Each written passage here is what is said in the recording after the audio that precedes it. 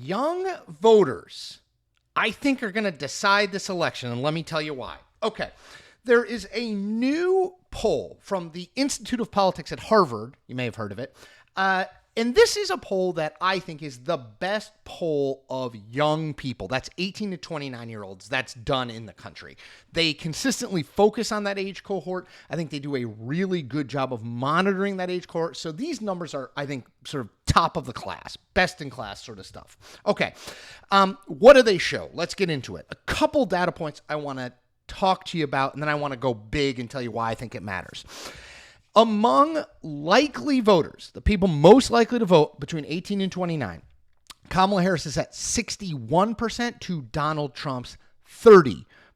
Now, you ask, how does that compare to past elections? I got that information for you. In 2020, Joe Biden won 18 to 29-year-olds 60 to 36, so a 24-point margin. In 2016, Hillary Clinton won 18 to 29-year-olds 55-36 over Donald Trump, a 19-point margin. So at least right now, Kamala Harris, according to this poll, Kamala Harris is pretty significantly outperforming Biden in 2020 and definitely significantly outperforming Hillary Clinton in 2016. Will it hold? We'll see. Is this poll exactly right? We'll see. But I do think that young voter, 18 to 29, critically important. And I want to go a little deeper.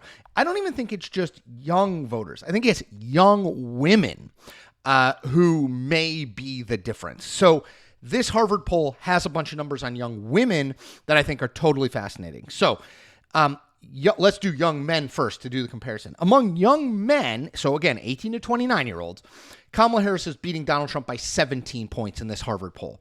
Among young women, Kamala Harris is beating Donald Trump by 47 points in this poll. 47. Now, Harvard did a poll back in March. This is obviously when the race was Joe Biden versus Donald Trump. In that poll, Biden was winning among young voters by 13. Remember, Harris is up by 31 right now. And among young women in that March poll, Biden was plus 22. So Harris is more than doubling Biden's margin among young women. So I think this is critically important. And I'm calling it broadly the Taylor Swift vote. And let me say, I know that every young woman who's 18 to 29 doesn't love Taylor Swift. I'm sure there are plenty who don't. But just broadly speaking, this Taylor Swift vote, I think we cannot underestimate it. We know from other polling that young women are getting more and more liberal, even as young men are not getting more liberal. Young women are getting significantly more liberal, particularly on the issue of abortion post the Supreme Court overturning Roe v. Wade in 2022. Obviously, Kamala Harris spends a lot of time talking about issue on the campaign trail. Donald Trump is trying everything he can to run away from that issue, including saying we're going to have the government pay for IVF treatments, which I don't know that we are able to do financially, but regardless, this is a key demographic. And do I think that the Billie Eilish endorsement and yes, the Taylor Swift endorsement matter? Again, we're talking about small margins here, people. In 2020, Joe Biden won Georgia by 11,000 votes, Arizona by 12,000 votes, and Wisconsin by 20,000 votes. You know, Taylor Swift drove 300,000 people to go to the voter registration site just with her Instagram post endorsing Kamala Harris and telling people to go vote. So, you know, I think that it's a possibility here that young voters and young female voters in particular are the critical voting bloc in this election. Let me talk a little bit about young men, too, while we're at it, because Donald Trump, he's not going to win young men, right? He's down 17 to Harris. He's not going to win that voting group.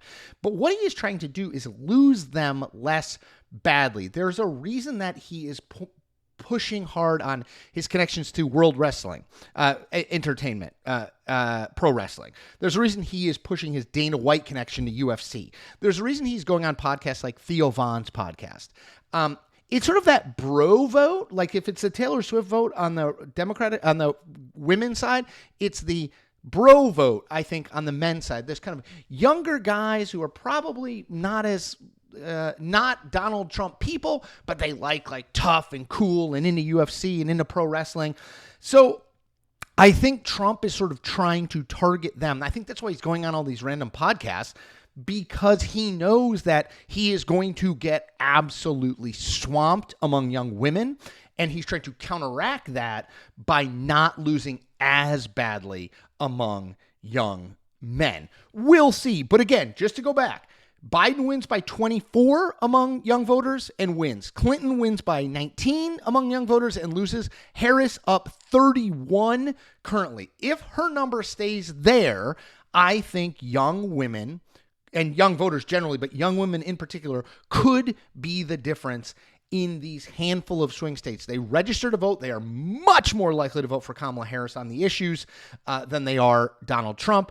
And I think, in close elections, 10, 15,000 votes makes a massive, massive difference. So I'm going to put a link to the Harvard poll so you can go through all the data on your own and check it out. It's really fascinating. And again, I think because 18 to 29-year-olds haven't traditionally voted as consistently as, let's say, 65 voters 65 plus, we don't pay as much attention to them. And they're not going to vote.